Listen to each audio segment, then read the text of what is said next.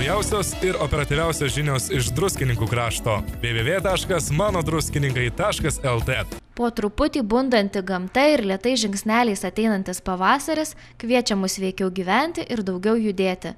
Tokių minčių paskatinti pagyvenusių žmonių bendrijos Bočiai nariai organizavo sveikos gyvensenos susitikimą socialinių paslaugų centre.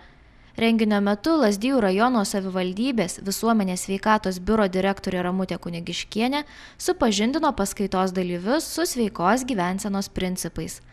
Kaip sakė viešnia, žmogaus sveikata priklauso nuo jo mitybos įpročių, fizinio aktyvumo, judėjimo bei emocinės būsenos. Anot Ramutės Kunigiškienės sveikiausia yra valgyti tai, kas užauginta mūsų žemėje, gerti pakankamai vandens bei išmokti įsiklausyti į savo organizmą. Bočių bendrija buvo užsiplanavusi jau metų pradžioje, kaip ir kiekvienais metais, paminėti pasaulinę sveikatos dieną. Sveikatingumo rytmečiai vyksta pas mus antradieniais ir penktadieniais, kada mes ne tik sportuojam ir šokam, bet ir kalbam įvairiom temom apie sveikatą. O šiandien tiesiog buvo kaip įsijungimas į viso pasaulio sveiką visuomenę.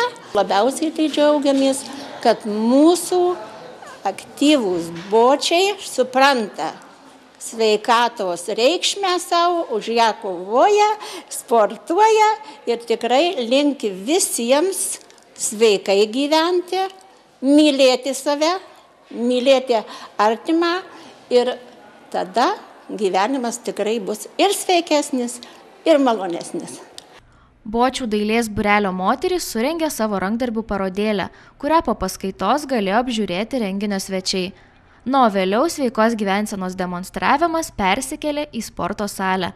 Čia Ramutė Kunigiškienė bei senjorė Irena Kabailaitė pravedė parodomąją mankštą, kurioje mankštinosi ne tik gausus būrys bočių senjorų, bet ir atgimimo mokyklos moksleivių klasė.